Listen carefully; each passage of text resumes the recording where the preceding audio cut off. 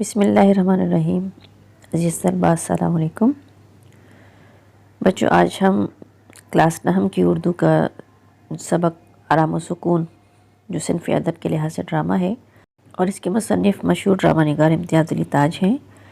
Students کا مطالعہ ہم سابقہ ویڈیو میں ہم کر چکے ہیں، اس کی تفہیم بھی ہم کر چکے ہیں۔ آج ہم اس کے مشقی سوالات حل کریں گے۔ پہلے ہم مصنف کا تعارف جان لیتے ہیں۔ ڈرامے کے مصنف جیسے کہ میں نے آپ کو بتایا سید امتیاز علی تاج ہیں۔ سید امتیاز علی تاج 1900 میں لاہور میں پیدا ہوئے۔ ان کے والد مولوی ممتاز علی دیوبند سے نقل مکانی کر کے لاہور میں آباد ہوئے۔ امتیاز علی تاج نے گورنمنٹ کالج لاہور سے BA کرنے کے بعد صحافت کو بطور پیشہ اپنایا۔ کچھ رسالوں کے مدیر بھی رہے جن میں پھول، تہذیب نسواں اور کہکشاں شامل ہیں۔ ادب سے گہرا لگاؤ تھا۔ کئی ڈرامے لکھے جن میں ایک تو آپ کی درسی کتاب میں شامل ہے آرام و سکون، اور دوسرا ان کا شاہکار ڈرامہ انارکلی ہے۔ ان کے ڈراموں کی خاص بات کہ برجستگی ہے، جملوں میں بے ساختگی ہے، زبان سادہ اور بے تکلف ہے۔ اسٹوڈنٹس، مشکل الفاظ کے معنی ہیں، ذرا آپ انہیں بھی دیکھیے کہ تردد کے معنی ہے سوچ یا فکر، الجھن کے معنی ہے پریشانی، پرندے کا پر نہ مارنا یہ ایک محاورہ ہے، اس کا مطلب ہے ایسی جگہ جہاں کوئی نہ آ سکتا ہے نہ کوئی جا سکتا ہو۔ تقویت بخشنا یعنی طاقت دینا، خاک اثر نہ ہونا یعنی بالکل اثر نہ ہونا، مالٹڈ ملک ذائقے دار دودھ کو کہتے ہیں۔ نصیب دشمنہ یہ بھی ایک محاورہ ہے، دوست کے بیمار ہونے پر کہتے ہیں کہ یہ تو دشمن کے نصیب میں ہونا چاہیے تھا۔ بے طرح بہت زیادہ، جو نہ رینگنا اثر نہ ہونا۔ علیل کا معنی ہے بیماری، مقوی طاقت دینے والی، دھری ہے یعنی رکھی ہیں۔ معائنہ کے معنی ہے مریض کی تشخیص کرنا۔ اعصاب دماغ کو احساسات پہنچانے والی باریک نسیں یا پٹھے۔ مضر کے معنی ہے نقصان دہ، بدن ٹوٹنا، جسمانی تکلیف سے دوچار ہونا، نامراد، بدبخت یا ناکام۔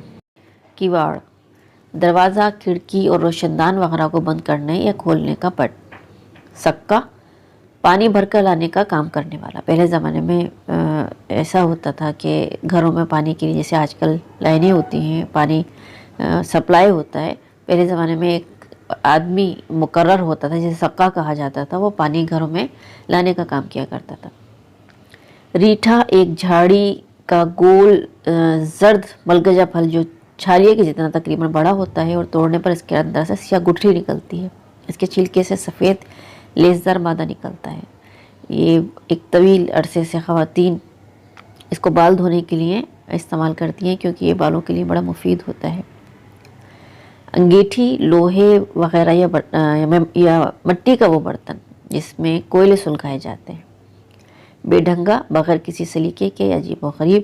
زچ ہونا یعنی پریشان ہونا، پریشانی میں گرفتار ہونا یا الجھن میں پڑنا۔ نغمہ سرائی کے معنی ہے گانا گانا۔ بے سرا کے مطلب بدآواز جس کی آواز اچھی نہ ہو۔ راہ مولا اللہ کی راہ میں۔ اب سبق سے متعلق کچھ سوالات ہیں کہ میاں کو کون سی بیماری تھی؟ اس کا جواب ہے کہ میاں کو کوئی بیماری نہ تھی بلکہ مسلسل کام کرنے اور آرام نہ کرنے کی وجہ سے معمولی حرارت ہو گئی تھی۔ سوال نمبر 2 کہ بیوی کی اونچی آواز سے پکارنے پر ڈاکٹر نے کیا کہا؟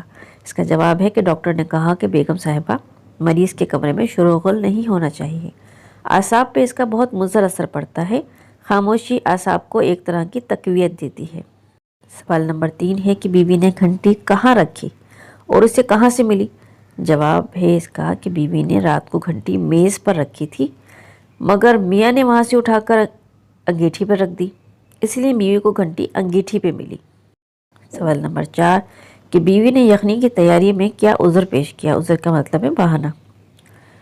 جواب ہے کہ پہلے بیوی نے میاں کو خود ہی آمادہ کیا کہ یخنی مقوی چیز ہے لہٰذا اسے پینا چاہیے، اور جب میاں نے یخنی پینے پر آمادگی ظاہر کر دی تو عذر تراشا کہ اس میں تو دیر لگ جائے گی، چوزہ بازار سے منگوانا پڑے گا اور ملازم بہت سست ہے، بازار جائے تو وہیں کا ہو جاتا ہے۔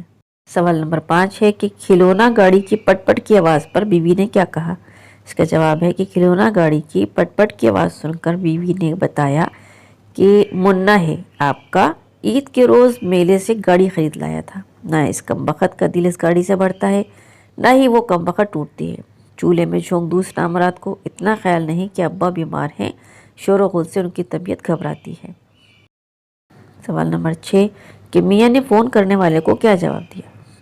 اس کا جواب ہے کہ میاں نے فون کرنے والے سے کہا کہ میں علیل ہوں، یعنی میں بیمار ہوں، کمرے سے باہر نہیں جا سکتا، بیگم اس وقت کسی کام میں مصروف ہیں اور یہاں کوئی ایسا نہیں جو انہیں بلا لائے، آپ پھر کسی وقت فون کر لیجیے گا۔ سوال نمبر 7 ہے کہ ہمسائے کے گھر سے ہارمونیم کی آواز پر میاں کا رد عمل کیا تھا؟ اس کا جواب ہے کہ ہمسائے کے گھر سے ہارمونیم کی آواز سن کر میاں زچ ہو کر رہ گیا۔ اس نے بیوی کو کہا کہ تم خدا کے لیے ہمسائے کے صاحبزادے کا ہارمونیم اور گانا بند کراؤ، میرا سر درد سے پھٹا جا رہا ہے، مجھے آرام و سکون کی ضرورت ہے۔ اگر ایک دن ان صاحب نے نغمہ سرائی نہ کی تو دنیا کسی بڑی نعمت سے محروم نہ ہو جائے گی۔ سوال نمبر 8 کہ میاں نے بیوی سے ٹوپی اور شیروانی کیوں مانگی؟ اس کا جواب ہے کہ گھر کے شور و غل اور بیوی کی مسلسل باتوں سے تنگ آ کر میاں نے ٹوپی اور شیروانی مانگی تاکہ دفتر جا کر آرام و سکون کے ماحول میں رہ سکے۔ سوال نمبر 9 ہے کہ آوازوں کے شور میں سب سے نمایاں آواز کس کی تھی؟ اس کا جواب ہے کہ گھر میں مختلف آوازوں کا شور تھا، ہارمونیم کی آواز، ننھے کے رونے کی آواز، ملازم کے ہاون دستے میں ریٹھے کوٹنے کی آواز، فقیر کی آواز، مگر ان سب آوازوں میں سب سے نمایاں آواز بیوی کی تھی جو مسلسل بول کر میاں کو زج کر رہی تھی۔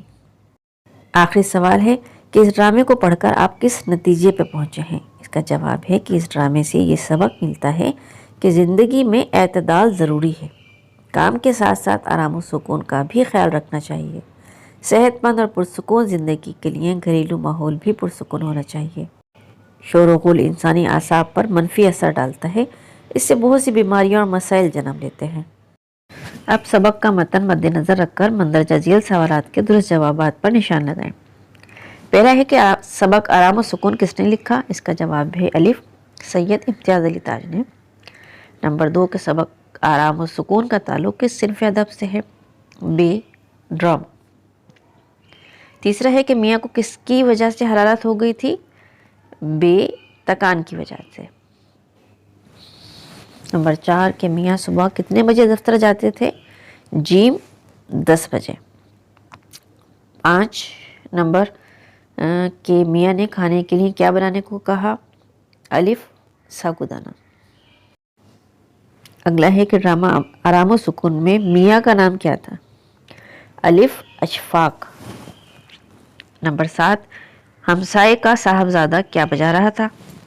جیم ہارمونیم۔ نمبر 8 ہے کہ ملازم للو ہاون دستے میں کیا کوٹ رہا تھا؟ اس کا جواب ہے جیم ریٹھے۔ اب بچوں مذکر کے مؤنث اور مؤنث کے مذکر لکھنا ہے۔ فقیر مذکر ہے، اس کا مؤنث ہے فقیر نہیں۔ ملازم کا مؤنث ہے ملازمہ، سکہ کا مؤنث سکن۔ اسی طرح یہ مؤنث لفظ ہے بیوی جو اس میں دیا ہوا ہے، اس کا آپ کو مذکر لکھنا ہے، تو بیوی کا مذکر ہے میاں، مریضہ کا مذکر ہے مریض۔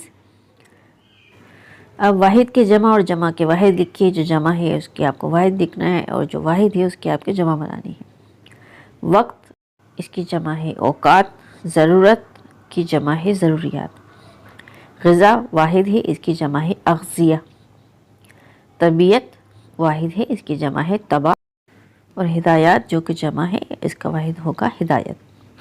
بچوں مشقی سوالات تمام مکمل ہو چکے ہیں، امید ہے آپ کو سمجھ میں آ گئے ہوں گے۔ کوئی مشکل کوئی پریشانی اس سبق کے حوالے سے آپ کمنٹ سیکشن میں میسج کر سکتے ہیں۔ ویڈیو کو لائک، سبسکرائب اور شیئر کرنا مت بھولیے گا۔ اسی طرح دل لگا کے پڑھتے رہیے، خوش رہیے، سلامت رہیے۔ اللہ حافظ۔